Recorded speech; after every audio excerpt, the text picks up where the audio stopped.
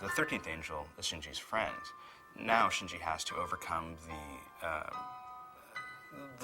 the hate he may feel for the suffering he had before. Something deep inside him does have the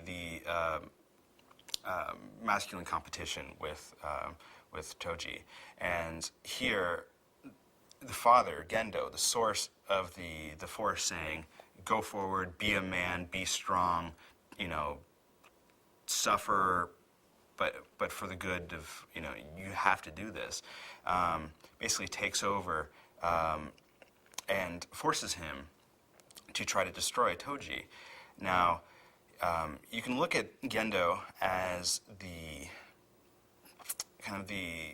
adult form of Shinji as a nihilist, Shinji as somebody who doesn't open up, Shinji is somebody who just hates.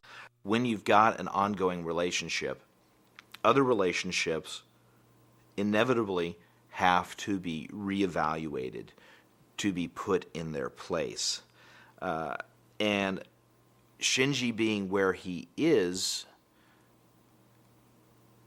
he has to start making choices. And of course, in Eva, the choices are forced upon him more so than they would be in real life. But we all know that when you start seriously becoming involved with a member of the opposite sex, or the same sex, depending upon your predilections, the others in your life start saying, hey, I never see you anymore, don't call, what's going on, do you just sever those relationships? These are the questions that are going through Shinji's head. Shinji's confrontation with Toji, in a way, resolves the conflict that they had earlier and gives Shinji the other side. He understands what it is to be the aggressor. He understands the anger, the frustration, and at this point, he really it's less about him at this point and more about him in the world. Where the earlier angels were kind of teaching, were representations of what he needed to learn to kind of grow up. At this point, that was sort of a baptism in blood. He emerged from this as he was willing to destroy the nerve facility. He had hate, which is honest, and later on, when we have Zerul, we basically see he is unwilling to deal with this power he knows he has. So we have Asuka and Rei basically cast aside, easily disposed of by this powerful angel. And Shinji, once again, is brought back into it because of women in distress. A heartfelt discussion with Kaji helps him out, kind of equates, Kaji would like to do the same thing for Masato if he could, I'm sure. And Shinji realizes that he has the opportunity and he really must. Seeing Asuka dealt such a blow really did reach a deep part of him. And he, at that point, inevitably chooses to be the hero for more personal reasons, not because he was told to. So that's a dramatic change in Shinji. And after that, when he goes berserk at that point, we see he takes in the S2 engine from the Angel, and what that does is it makes it so he doesn't need his umbilical cable anymore. It provides him an infinite supply of power. So if we look at the umbilical cable, we can see it as kind of like the energy that the parent is giving the child. It's a leash, and at the same time, it's a source of support. And now Shinji has grown to this point through these decisions. So basically, he doesn't need it anymore. He is now significantly closer to being the man, to growing up, to escaping this heavily symbolic puberty. If he's going to his destiny, at what point do the ones who have supported him up to now, the ones who are his friends, but maybe not necessarily a part of his ultimate goal. And of course, here it's driven home that he has to go in a certain direction But abandoning those also has tragic consequences. And that's really, at this point, where Evangelion starts to take an incredibly dark, dark turn as, once again, Shinji loses his way and has to find himself. The last angel we see manifest is Quadu, and there's so much to be said about the ambiguity of Quadu, but we must remember that the angels would have eaten from the tree of life, which would give them infinite life, but not the tree of knowledge, which would give them the knowledge of good and evil. So they don't have sexuality, they don't have concern of nakedness, and this is what's represented in the bath scene in episode 24.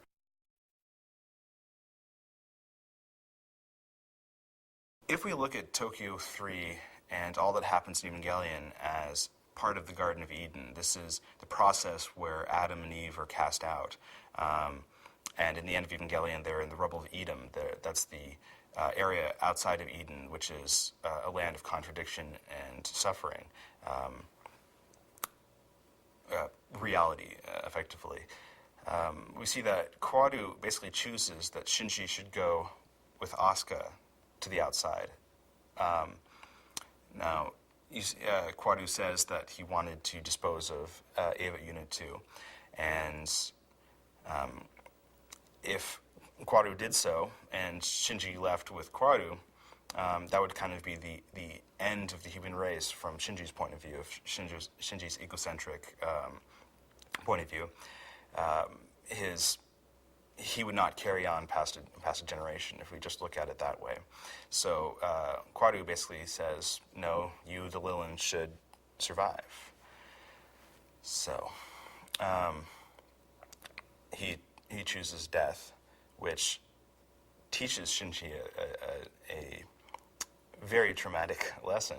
And as we see, we can say that the Quadu being the 17th angel, we can kind of say that humanity is the 18th angel. It's specifically mentioned in the back of the Vox collection. Of course, the first two angels are Adam and Lilith. We have what we assume is Adam originally in Terminal Dogma and is proven to be Lilith. But what's the source of these? Adam would be the first man. And let's think of Adam as, he's described as the reflection of God. And if God is everything, then Adam is the reflection of everything. So Adam is all the yin and all the yang. He is everything. And what is the point of existing if you are everything? You have no want. You have nowhere to go. You have nowhere to grow. You merely exist. You might as well be a table or a chair. There's no humanity to it. And when Eve is removed, we see that Adam now has want. He has part of him is now missing. So he has direction, he has purpose, he has need. He wants to reclaim this part that's been taken away. And that's where humanity exists. That's where self-definition exists. The fact that you need to do something, you need to travel, you need to grow. Classically, what Lilith was created the same way Adam was. So Adam, at this point, was everything, and Lilith was everything. So think of it as there's no receptor sites for them to connect. They kind of don't, there's no reason for them to interact. There's as many different interpretations of Lilith as there were people thousands of years ago. Lilith is often viewed as the first wife of Adam, as I was describing, where the children of Lilith come from men having wet dreams and a child being born, and then there's other sides of it where Lilith's being punished for her, her radical feminism of the time by having 500 of her children killed every day. Now, notice Eve isn't in this continuum. We have Adam in the absolute form and Lilith in this absolute form. And from Lilith, we have created Ray, basically, who is a gap filler. Think of her as she is the piece that's missing from everyone, but she's a false piece, where you have all the people of the show. They're all missing something. They all want something. This want causes suffering. This want causes need. And Ray is used to fill in the spaces. So the AT fields are dissolved, and everyone would come back together in Sally's plan.